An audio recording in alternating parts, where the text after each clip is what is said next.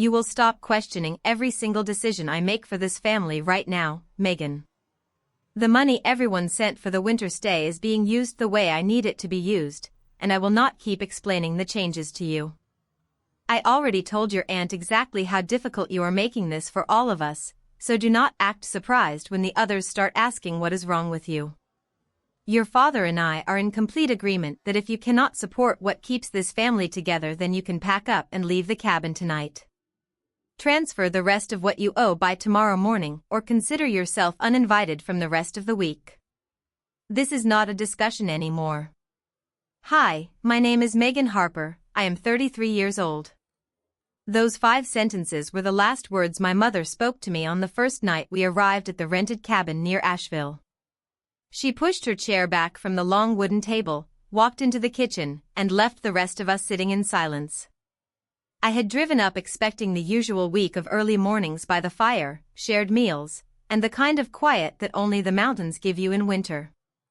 Instead, I got an ultimatum delivered in front of my father, my Aunt Barbara, and my cousin Emily. I stayed seated for a moment longer than I should have. My hands were still wrapped around the mug of tea that had gone cold. The numbers did not add up and everyone in that room knew it. We had each sent money months earlier so the whole family could have a full week in a cabin big enough for all of us, with a few planned dinners out and one day at a nearby lake house that a friend of my father's owned. My mother had taken charge of the booking the way she always did. Then 2 weeks before we left, she sent a group message saying the plans had to be scaled back because of unexpected costs she had already covered. The new version was 4 nights instead of 7, no lake house day, and a smaller grocery budget. She never showed anyone the original confirmation or the refund that had gone back to her card. When I asked her privately before we drove up what had actually happened to the difference, she told me I was being dramatic and that I should trust her. I had let it go then because I did not want to start the trip on an argument. But the moment we walked through the cabin door, she pulled me aside and said the scaled-back version was final and that I still owed the rest of my original share because she had fronted the difference. That was when I asked for a simple breakdown. That was when she gathered everyone at the table and gave me those 5 lines. I stood up slowly, set the mug down, and walked out onto the front porch without looking at anyone. The cold air hit my face and I pulled my sweater tighter. My phone was already in my hand before I realized I was calling my cousin Emily. She had gone upstairs to unpack when the conversation started and had missed the worst of it. She answered on the second ring. Meg? What happened down there? I heard raised voices. I kept my voice low. She just told me to send the rest of the money by morning or leave. She also said she already told Aunt Barbara I was being difficult on purpose. Emily was quiet for a second. Aunt Barbara has been messaging people. I saw it in the family chat before I came upstairs. She wrote that you were refusing to help cover the costs and that you were making the whole trip stressful. A couple of the others replied asking what was going on. The words landed heavier than I expected. I had known my aunt would side with my mother. They had always been close in that quiet, closed-off way. But hearing that she had already started spreading it before we even sat down at the table made something inside me go still. Emily, I said, I only asked for the numbers. That's all I did. I know, she said. But it doesn't matter what you actually said. She's already framing it. Another notification lit up my screen while we were still on the call. It was from my father's sister, someone I rarely heard from outside holidays. The message was short. Megan, is everything okay with your mom? She said you were upset about the money situation. Let me know if you need to talk. I stared at it until the screen went dark again. The leak had already reached people who were not even at the cabin. I ended the call with Emily and stayed on the porch a little longer, breathing in the cold mountain air until my hands stopped shaking. Then I went back inside, found Linda Morales, the retreat coordinator, in the small office off the main room, and asked her if I could see the original booking details. She was polite but careful. The reservation was changed about 10 days ago, she said, scrolling on her tablet. It went from 7 nights with the lake house add-on to 4 nights without it. The refund for the difference was issued back to the card that made the initial payment. Was that card in my mother's name? I asked. Linda nodded once. Yes. If there's any dispute about how the funds were handled, the security system records the common areas 24 hours a day. Sometimes it helps when guests need to sort something out after the fact. I thanked her and walked back toward the main room. My mother was already at the dinner table telling the others that some people in the family expected everything to be handed to them without lifting a finger to help. She did not say my name, but she looked straight at me when she said it. My father sat beside her, eyes on his plate. My Aunt Barbara smiled the small, satisfied smile she wore whenever my mother won an argument. I sat down, passed the bread basket when it came to me, and answered questions about work in short, even sentences. Inside, the anger was quiet but steady. I had spent years telling myself that keeping the peace was worth more than being right. Tonight I was not sure that math still worked. Later, after the dishes were cleared and most people had gone to their rooms, my phone buzzed again. This time it was my Uncle Thomas. We need to talk alone before breakfast tomorrow. Something your mother told me doesn't line up with what I'm seeing. Call me when you're up. I read the message twice. Uncle Thomas had never been the one to reach out first. He had always stayed neutral, the quiet one who showed up, helped where he was asked, and left before the real arguments started. Now he was asking me directly. I put the phone face down on the nightstand and lay in the dark for a long time. The cabin was quiet except for the occasional pop from the dying fire in the main room. Somewhere in the system Linda had mentioned, a camera had been running the entire time my mother and my aunt had been talking about how to handle me. I did not know yet what it had caught. I only knew that the version of the story my mother was telling was already moving through the family faster than I could stop it. If you have ever watched someone you trusted rewrite the rules in the middle of the game and then make you the villain for noticing the change, drop enough in the comments if you understand exactly how small that makes you feel. I turned off the lamp and stared at the ceiling until the first thin light of morning started to show through the curtains. The next morning I woke while the cabin was still dark and met my Uncle Thomas on the back deck the way his text had asked. He was already there with a mug of coffee, standing at the rail and looking out at the mountains that were just starting to show their shapes. He didn't waste time. Your mother told me last night that you refused to send the rest of the money and that you were making the whole trip about yourself. She said you've been like this for years whenever money or plans come up. He turned to face me. But I went back and looked at the original messages everyone sent when we were putting the amounts together. The numbers she's using now don't match what she told the rest of us. I need to hear it from you. I kept my voice even. I asked for a breakdown of the booking changes because the difference between what we all sent and what she spent on the shorter stay is several $1,000s. She told me the extra was already used on things she fronted. When I asked to see it, she gave me the ultimatum at the table. Uncle Thomas was quiet for a long moment. Your mother and your aunt have always handled family things their own way. I stayed out of it because I thought it kept the peace. This time it feels like more than that. Before I could answer, the kitchen window lit up and Aunt Barbara appeared behind the glass.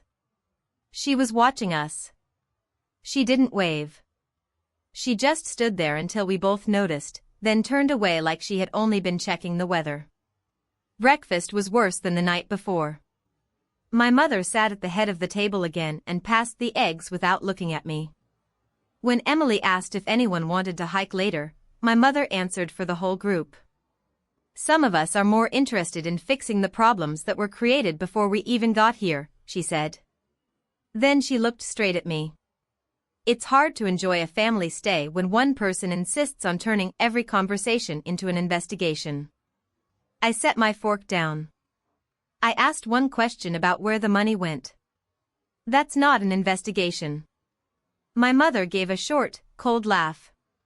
That's exactly what someone says when they want to be the victim. You always have to be the one who knows better than everyone else in the room. Just like last year when you questioned the family photos and made your father feel like he had done something wrong. Some people never grow out of needing to be the center of every problem. The table went quiet. My father kept his eyes on his plate. Aunt Barbara nodded once like she was agreeing with something she had already heard. Emily stared at her own hands. Two of my other relatives shifted in their seats and didn't meet my eyes. I stood up, carried my plate to the sink, and walked out without answering. The anger was there, but it was cold and clear now. I went straight to the small office where Linda Morales was working on her tablet. I need to see the footage from 2 nights ago, I said. The night before we arrived, when my mother and aunt were here alone getting the cabin ready. Linda looked at me for a second, then nodded. She pulled up the security feed on her monitor and fast-forwarded to the timestamp. The camera in the main room showed my mother and Aunt Barbara standing at the kitchen counter late that night, voices low but clear enough to hear. My mother's voice came through first. Megan will question everything like she always does. We'll tell the others she's being difficult and that the money is already spent on unexpected costs she doesn't need to know about. She'll either back down or look bad if she pushes it in front of everyone. Aunt Barbara answered without hesitation. I'll handle the group chat. I already started letting a few people know she's making this stressful. She won't have a leg to stand on once the others hear it from more than one place. My mother laughed, the sound small and satisfied. She thinks asking questions makes her honest. It just makes her easy to manage. By the time this week is over, she'll either send the rest or stay quiet so she doesn't get left out of everything else. Linda stopped the footage. She didn't say anything at first. Then she asked, "Do you want a copy of this?" I nodded. My hands were steady when I took the USB she gave me, but the rest of me felt like the floor had shifted under my feet. The hidden agreement was right there in their own words. They had planned how to control the story before any of us had even packed our bags. I put the USB in my pocket and stepped out of the office. My mother was waiting in the hallway like she had known exactly where I would be. "You went behind my back to the coordinator," she said, voice low but sharp enough to carry. "After everything I do to keep this family together, you decide to snoop through security footage like I'm some kind of criminal?" I met her eyes. "I asked for the booking records. The footage shows why you didn't want me to have them." She stepped closer, the sarcasm thick now. "This is why we never tell you anything real. You turn every normal conversation into a trial. You always have. And now you're dragging the coordinator into family business because you can't stand not being in control." Emily appeared at the end of the hallway. She had heard enough to look sick. My father came out of the main room behind her, but he didn't speak. Aunt Barbara stood in the doorway of the kitchen, arms crossed, watching like this was exactly what she had expected. My mother raised her voice so the others could hear. "Since some people in this family can't let anything go, the day at the lake house is off. Completely. We can't afford the extra cost or the extra drama. And if this keeps up, we're going to have to rethink who gets automatic invites to these things going forward. Some people clearly don't know how to be part of a family without turning it into a fight." The words landed exactly the way she wanted them to. I saw it on the faces around us. Some looked uncomfortable. Some nodded. Emily looked at me like she wanted to say something but didn't know how in front of everyone. Uncle Thomas cleared his throat once from the living room, but he didn't step forward yet. I didn't answer my mother. I walked past her, past the table where the rest of the family was pretending not to stare, and went back to the room I was staying in. I sat on the edge of the bed with the USB still in my pocket and my phone in my hand. A new message had come in while I was in the hallway. It was from one of my cousins who wasn't even at the cabin this week. "Heard you're making things difficult again.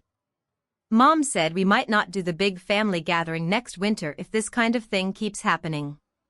Maybe think about that before you push any harder." I read it twice. Then I set the phone down and looked at the closed door. The recording was real. The plan to isolate me had been real. And the first consequences were already arriving in my messages. I stood up, walked to the window, and watched the mountains that had looked so peaceful when we drove in. The week was only half over. My mother had made it clear she was willing to cancel more than just the lake house day if I kept asking questions. The rest of the family was already starting to choose which version of the story they were going to believe. I didn't know yet what I was going to do with the footage. I only knew that the version of me my mother had spent the last 2 days building was already moving through people who weren't even here. And the version she had planned to build next was going to cost me more than just one winter stay. The evening after the hallway confrontation, I asked everyone still at the cabin to sit down at the long table one more time. My mother tried to shut it down before it started. "We already settled this at breakfast," she said, standing in the kitchen doorway with her arms crossed. "There is nothing left to discuss unless someone wants to apologize for going behind my back with the coordinator." I stayed standing at the head of the table where she usually sat. "There is one thing left," I said. "And everyone here needs to hear it before any more messages go out about who is difficult and who is not." Aunt Barbara laughed once, short and sharp. "You really think playing detective is going to fix anything? You are only making it worse for yourself." Uncle Thomas was already at the table. He looked at me and nodded once, the smallest movement. Emily sat beside him. My father stayed near the fireplace but did not leave the room. 2 other relatives who had driven up that morning shifted in their chairs but stayed. I set my phone on the table and played the clip from the USB. The kitchen camera footage filled the small screen with clear audio.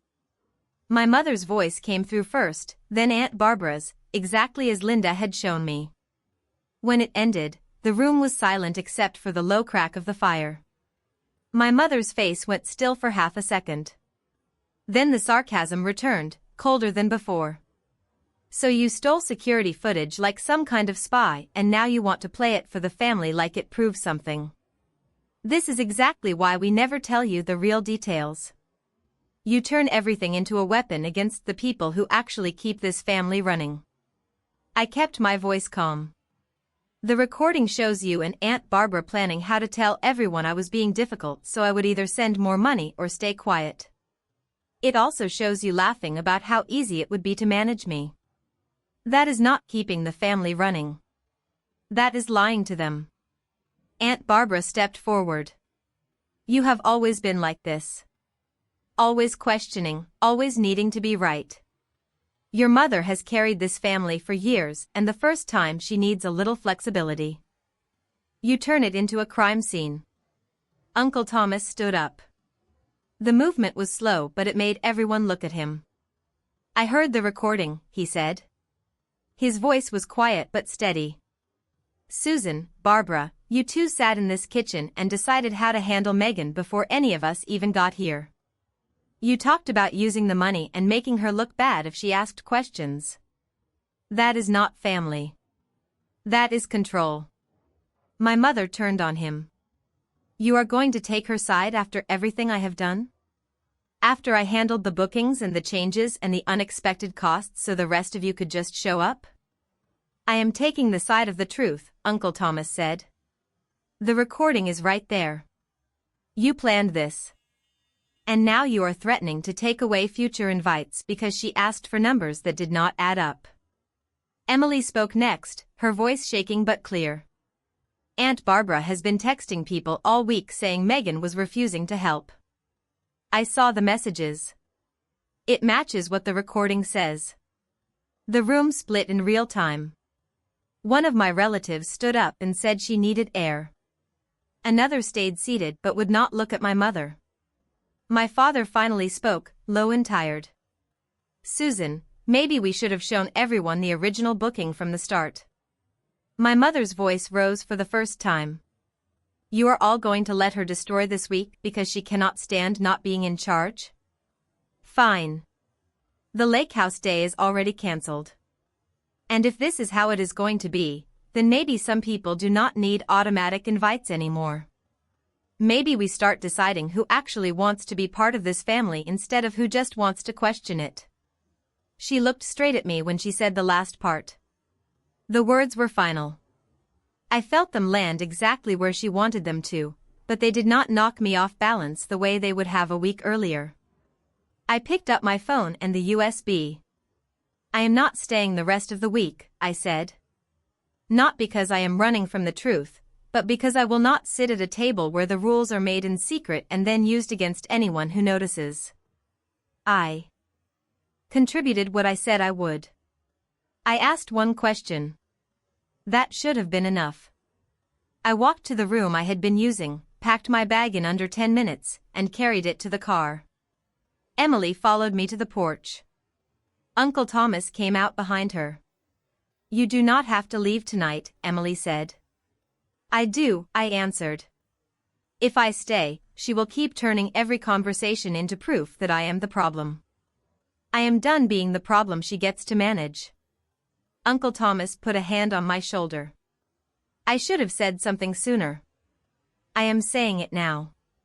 What they did on that recording is not how family is supposed to work. You have a place with me and with the ones who heard it tonight. I thanked him and got in the car. The drive down the mountain was quiet. No one called me on the way. When I reached the bottom and the signal came back, there was one message from my mother. You chose to blow this up instead of supporting your family. Do not expect the same invitations going forward. Some things cannot be fixed once they are broken in public. I read it once, then deleted it.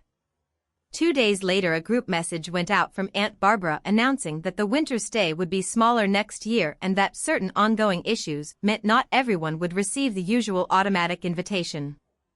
My name was not on the list that followed. Emily texted me separately that night. Uncle Thomas called the next week.